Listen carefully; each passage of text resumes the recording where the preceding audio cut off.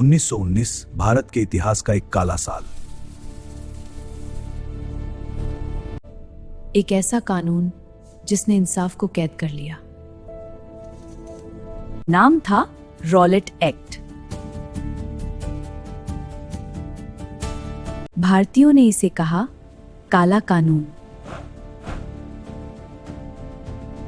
लेकिन ये कानून लाया क्यों गया? तभी पहला विश्व युद्ध खत्म हो चुका था और हालात बदल रहे थे। भारत ने युद्ध में अंग्रेजों की पूरी मदद की थी, लेकिन बदले में भारतीयों को आजादी नहीं मिली। अंग्रेज सरकार को भारतीय क्रांति से डर लगने लगा। This is a disaster. What do we do now? और इसी डर से जन्म हुआ रॉलेट एक्ट का। इस कानून में किसी को भी गिरफ्तार किया जा सकता था। मैंने कुछ नहीं किया। इतना ही नहीं, बिना मुकदमा चलाए सीधे जेल भेज दिया जाता था। ना कोई सबूत, ना कोई सुनवाई, फिर भी सजा तय थी। अपील करने का अधिकार भारतीयों से पूरी तरह छीन लिया गया था। अखबारों की आवाज, कलम की ताकत सब दबा दी गई। सभाएं, भाषण और विरोध प्रदर्शन सब पर रोक लगा दी गई। हर तरफ डर था, लेकिन गुस्सा भी तेजी से बढ़ रहा था। देश चुप था, लेकिन ये चुप्पी तूफान बनने वाली थी। ऐसे समय में भारत को जरूरत थी एक सच्चे मार्गदर्शक की, और तभी सामने आए महात्मा गांधी। गांधी जी ने कहा, अन्याय के सामने चुप रहना भी पाप है। उन्होंने चुना अहिंसा और सत्य का रास्ता। देश भर में रॉलेट सत्याग्रह शुरू हो गया। दुकानें बंद, सड़कों पर सन्नाटा, हड़ताल हर तरफ।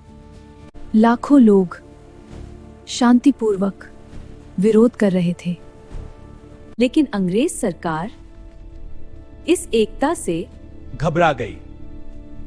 उन्होंने सोचा, डर दिखाओ, ताकत दिखाओ। उन्होंने सोचा, डर दिखाओ, ताकत दिखाओ। पंजाब में दमन सबसे ज्यादा तेज हो गया। कई नेताओं को गिरफ्तार कर लिया गया। लोगों में गुस्सा था, लेकिन सभा शांत थी। 13 अप्रैल 1919 बैसाखी का दिन था। अमृतसर में हजारों लोग इकट्ठा हुए। जगह थी एक बंद मैदान, जलियांवाला बाग। न कोई हथियार, न कोई हिंसा, सिर्फ लोग। तभी वहां पहुंचा ब्रिटिश अफसर डायर। बिना चेतावनी, बिना आदेश गोली चलाने का हुक्म। अचानक गोलियों की आवाज गूंज उठी। लोग भागे, गिरे और चिल्लाने लगे। बाहर निकलने का कोई रास्ता नहीं था। वो मैदान कत्लगाह बन चुका था। गोलियां तब तक चलती रहीं जब तक गोलियां खत्म नहीं हो गईं। सैकड़ों लोग मौके पर ही मारे गए। हजारों घायल और पूरा देश सन्न रह गया। ये सिर्फ एक हत्या नहीं थी, ये इंसानियत पर हमला था। पूरा भारत गुस्से और दुख से भर गया। अब अंग्रेजों से भरोसा पूरी तरह टूट चुका था। रॉलेट एक्ट नफरत की पहचान बन गया। देश ने तय कर लिया, अब आजादी लेकर ही रहेंगे। हर कुर्बानी एक नई ताकत बन रही थी। स्वतंत्रता आंदोलन अब रुकने वाला नहीं था। रॉलेट एक्ट एक कानून नहीं, एक चेतावनी था। अन्याय जितना बड़ा, विद्रोह उतना तेज होता है। ब्रिटिश राज धीरे धीरे कमजोर पड़ने लगा। भारतीयों में एक नई एकता जन्मी।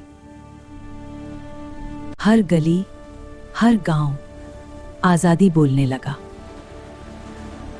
जलियांवाला बाग हमेशा के लिए इतिहास बन गया। ये हमें याद दिलाता है आजादी की कीमत। कुर्बानी जो कभी भुलाई नहीं जा सकती। भारत झुका नहीं, भारत टूटा नहीं, क्योंकि जब बात आजादी की हो, भारत कभी हारता नहीं। अगर आपको वीडियो पसंद आई तो लाइक, सब्सक्राइब करें और शेयर करें दोस्तों के साथ। Please like, share and subscribe.